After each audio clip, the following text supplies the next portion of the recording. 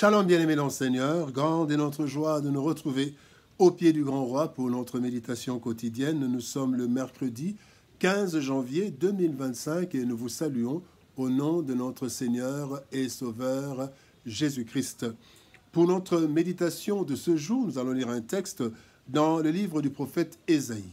Ésaïe chapitre 41, verset 13, nous lirons dans deux versions. Dans la version Louis II, il est écrit « Car je suis l'Éternel ton Dieu, qui fortifie ta droite, qui te dit « Ne crains rien, je viens à ton secours ».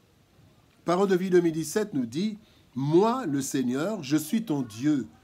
Je te tiens par la main, je te dis « N'aie pas peur, je viens à ton secours ».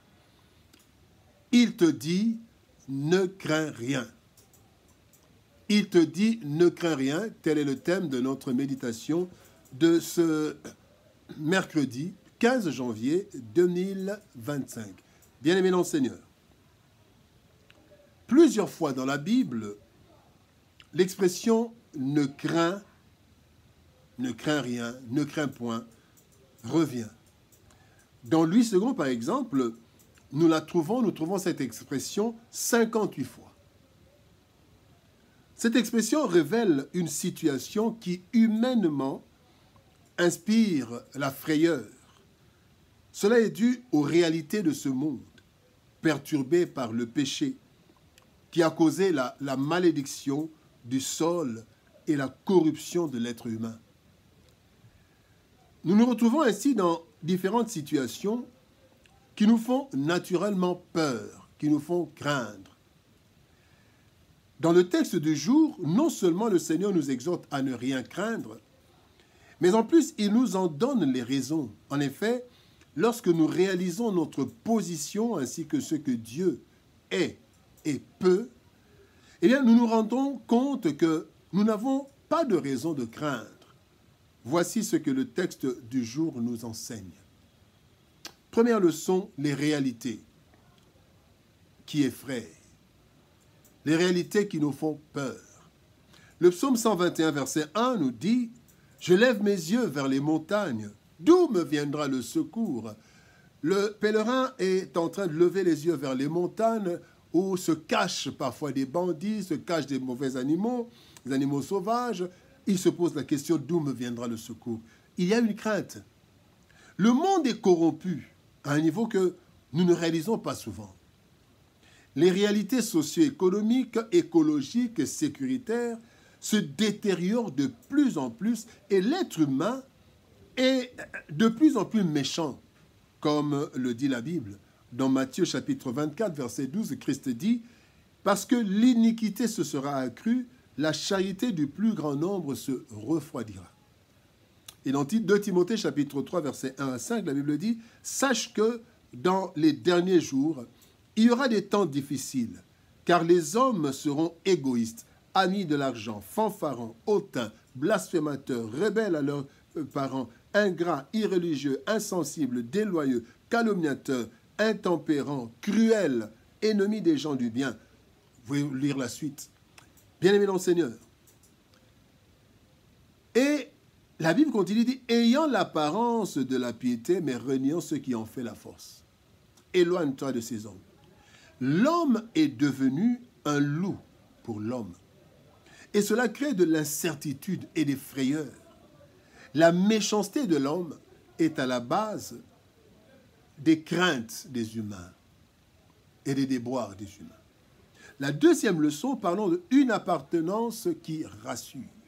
Le psaume 95, 95, verset 7 nous dit « Car il est notre Dieu, et nous sommes le peuple de son pâturage, de troupeau que sa main conduit. » Dans sa prière de Jean, chapitre 17, le Seigneur Jésus-Christ demande au Père « Je ne te prie pas de les ôter du monde, mais de les préserver du mal. » Jean 17, verset 15. Et quant aux disciples, Christ prévient.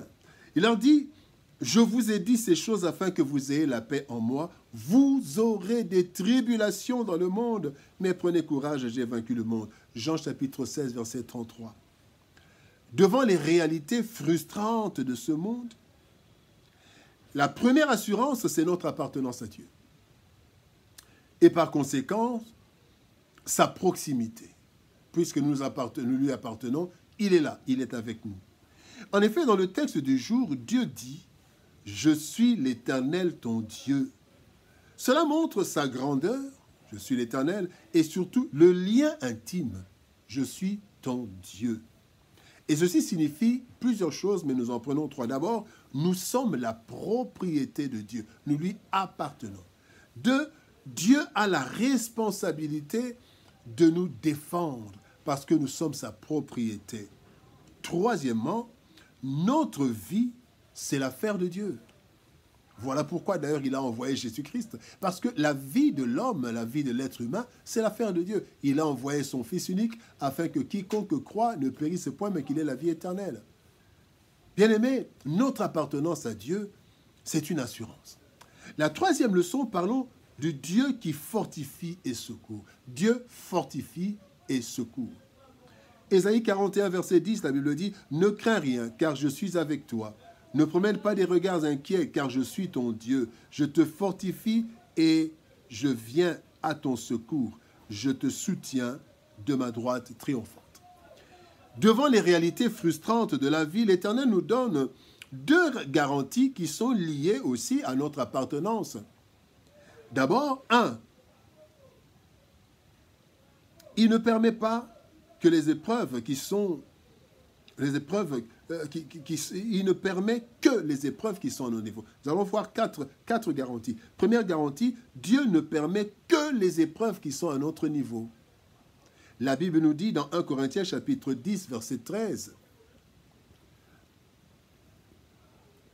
la Bible nous dit dans 1 Corinthiens chapitre 10, verset 13, excusez-nous pour ces désagréments, Dieu qui est fidèle ne permettra point que vous soyez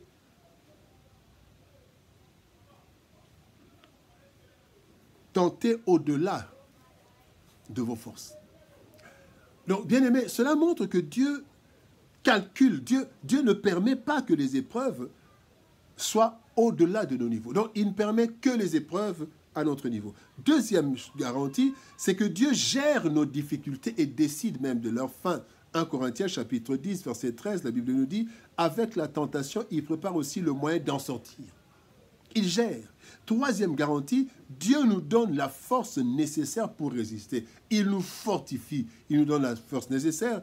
Et enfin, bien aimé, lorsque les situations nous dépassent, Dieu intervient en notre faveur. Il dit dans le psaume 46, verset 2, « Dieu est pour nous un refuge et un appui, un secours qui ne manque jamais dans la détresse. » Il te dit, ne crains rien. Ne crains rien, c'est Dieu lui-même qui le dit. Et cela parce qu'il est notre Dieu et qu'il est capable de nous fortifier pour faire face aux tribulations et de nous secourir au temps de détresse, en temps de détresse.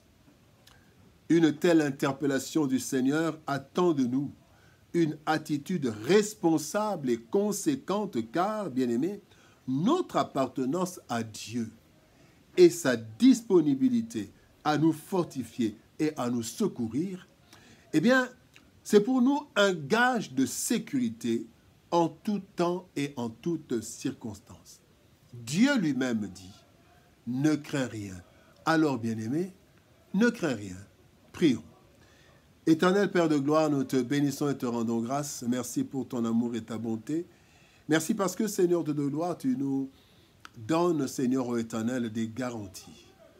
Tu nous rappelles, Seigneur, que nous t'appartenons. Tu es notre Dieu et qu'alors, Seigneur de gloire, tu nous rends forts et tu nous secours. Merci parce que tu calcules même, tu gères les situations difficiles. Tu ne permets jamais qu'une situation soit au-delà de nos forces. Seigneur, merci parce que tu prépares aussi la sortie chaque fois que nous sommes dans la tentation. Et Seigneur, quand nous sommes dépassés, toi tu interviens. Tu es ce Dieu merveilleux qui intervient dans la vie de tes enfants quand cela est indispensable. Merci Seigneur de gloire parce que tu nous demandes de ne rien craindre. Aide-nous à comprendre ces choses, à y croire et surtout à balayer la crainte de nos cœurs. Bénis ta parole et bénis ton peuple. Au nom de Jésus-Christ, nous avons ainsi prié, Père. Amen.